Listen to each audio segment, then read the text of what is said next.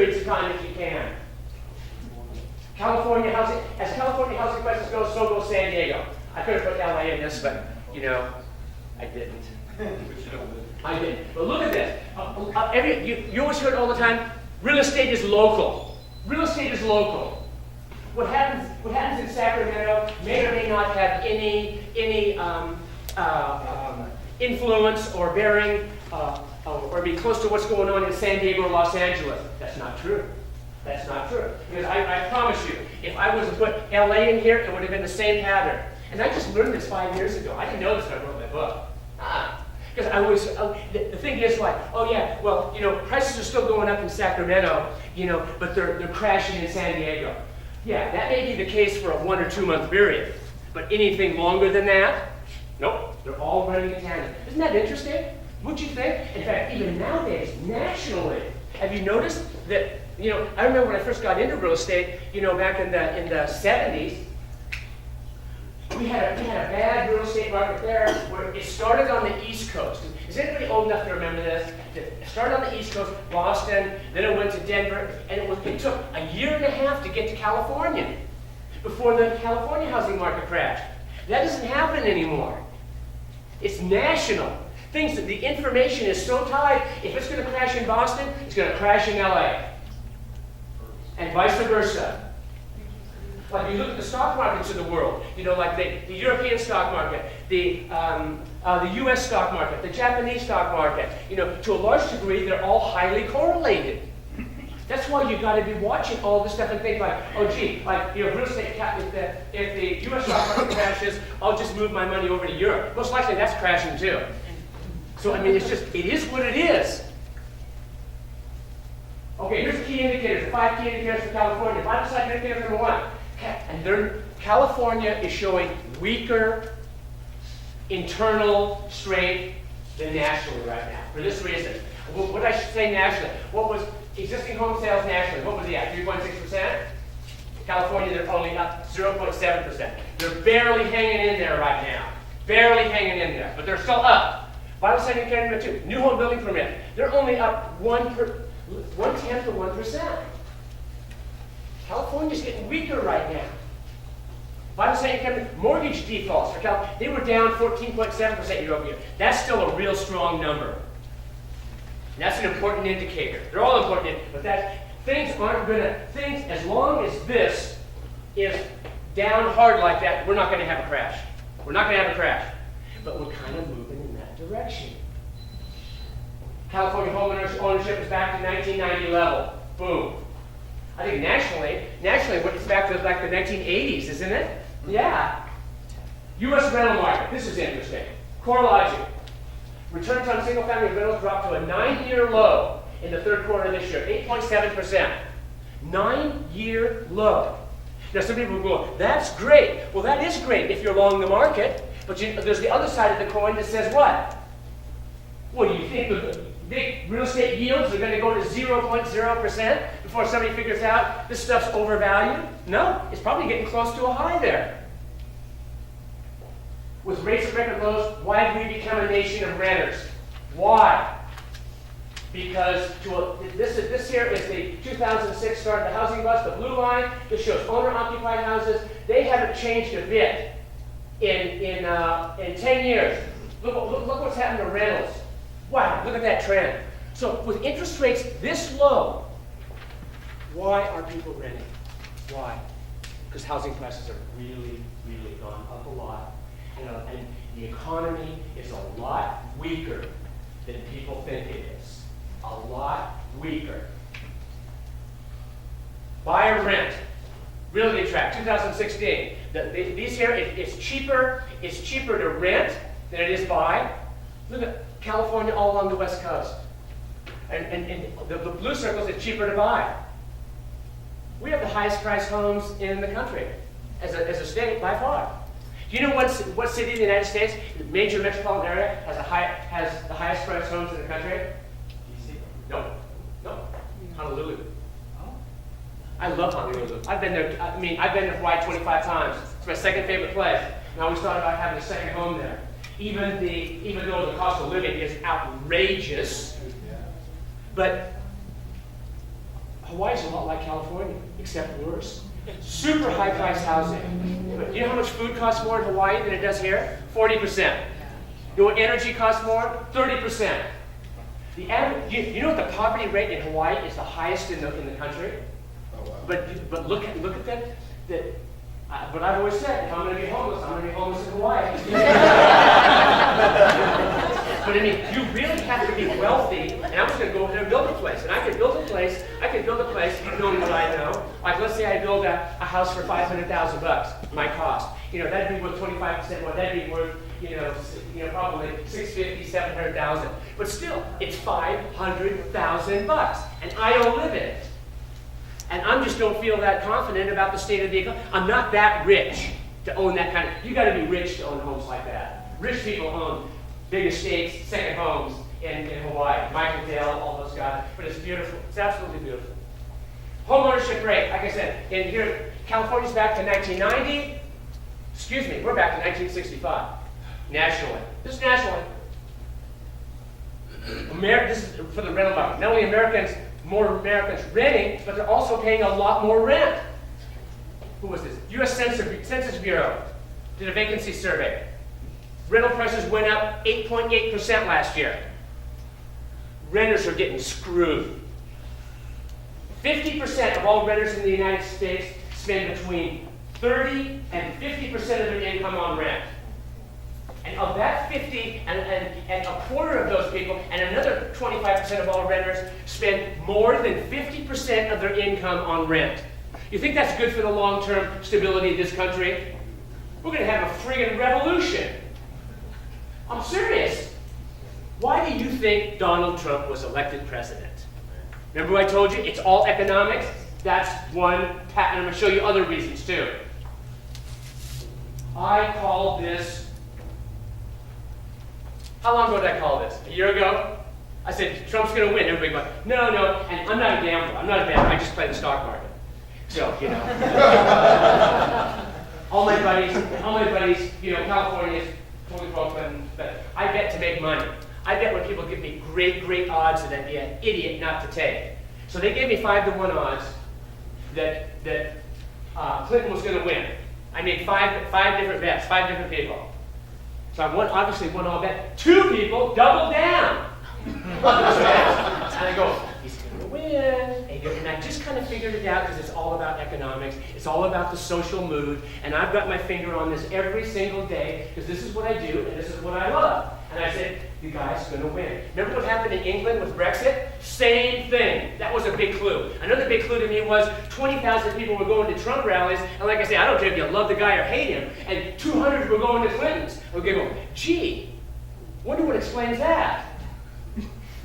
They can't all be Nazis, can they?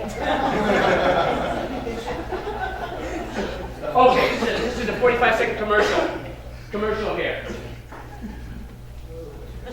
This book, if you buy this book tonight, it costs you $35. I'm going to give you a free copy of my November 16th, November 15th, 2016 issue of my timing letter. That's right here. I sell that for $30. I'll include it free. You sign up for my timing letter tonight. For a year, it's only $135, which is 37 lousy cents per day. I'll give you the book for free. Also, I'm hoping that Marie has been to one of my seminars, haven't you? I think this is the 5th one I'm giving. I'm giving another seminar. It's the coming economic storm and how to prepare for it. It's $195. You get a free subscription to my timing letter. And you get, I'm giving you the strategy to use, including that for $45. And if you sign up tonight, and only tonight, I'm going to give you a free book. After tonight, no free book. State of the U.S. economy. If you invest in real estate, you have to understand the U.S. economy. You have to have a sense of the big picture out there. We've had the slowest economic growth since the Great Depression. That's why Trump got elected. One of the reasons. It's all about economics, you guys. All about economics. Why is that? Being deeply in debt is like a pet mouse on an exercise wheel. Running its heart out and you're not going anywhere. The American standard of living is in decline. If it wasn't in decline, Trump wouldn't be elected president. Period. Huh? Exactly. People vote their own well-being. Am I better or worse today than I was 10 years ago? I'm way worse. I like the way somebody explained it, and I can't take credit for this. It's like getting two tickets to two different movies. One ticket, you've seen the movie 100 times, and you know the ending. The other movie ticket, you've never seen that movie, and you have no clue how it's going to end. Which one did they vote for? What do you have to lose? That's what you did. It's so interesting. It's all psychology, you guys. Psychology and economics. Federal debt is rising at $1 trillion plus per year at a near vertical rate of climb. Last year, the national debt broke $1.4 trillion. But you know what the deficit was? $450 billion. So that's the difference is $950 billion. If the national deficit is only $450 billion, and the debt went up by twice that much, 950, what explains that? Off-budget items. You know what's off-budget? Oh, little things like Social Security, Medicare. Yeah. Well, no, that's the defense budget. That's all the defense. No. That's the 800-pound gorilla in the room, you guys. Entitlement, somebody be sharing that with me. That's what my seminar's about. Does anybody talk about that? You know why they don't? Because there's no friggin' solution. They go, okay, Bob, what are you gonna do? Well, I'll tell you what I would do. It's what I'm telling everybody else to do. Is you start following trends and make sure you're in the right asset classes at the right time when the roof falls on your head. But it's going to fall on your head. It's purely mathematics, you guys, as I will explain to you. Debt has a depressing effect on economic growth if it isn't self-liquidating. And the type of debt we're talking about is not self-liquidating.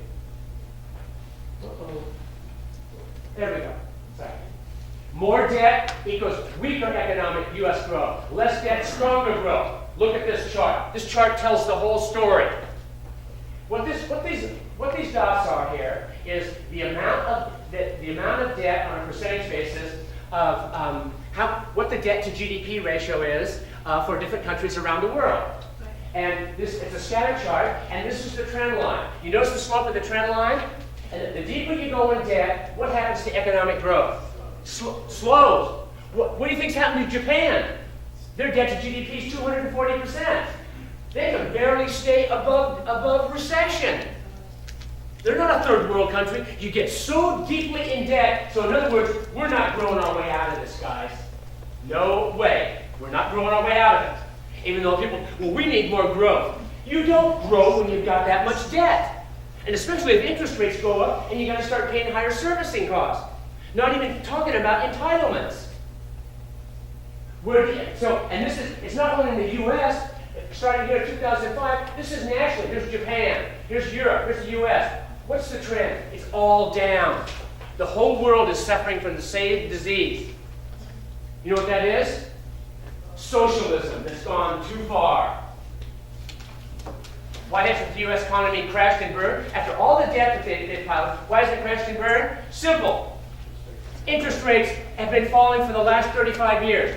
In other words, for example, the U.S. government, this is the 10-year note, you could borrow $1 million, for example, in 1981 at 15%. That's $150,000 a year. What? Got 10 more minutes. We've got to finish in 10 more minutes? Well, I don't know, 10 to 20. 15 minutes, 10 to 20. It's inflation. Okay, let me finish this. Talk fast. Okay, let me finish this. Okay, then it's 150,000 a year, because this is an important point. Every one of these slides is important. You guys lose. I mean, I hate to say that, but I thought I had more time. I took an hour and a half to give this presentation. Okay, here we are. 150,000. Okay, the $150,000 comes due in 5 years, and I mean $1 million comes due. Do we have the money to pay it off? Are we living within our means? No. It's worse. So the 150,000, okay, I mean the million, we refi, in fact, we add another million to it, and 2 million, and the interest rate's only 7.5%. What's the yearly debt service? $150 million a year. Great, that works. Now we can borrow $2 million. Keep going down the line here. All of a sudden it drops even further, to 3.5% or 3%. Now you can borrow $4 million and the same $150,000 debt servicing.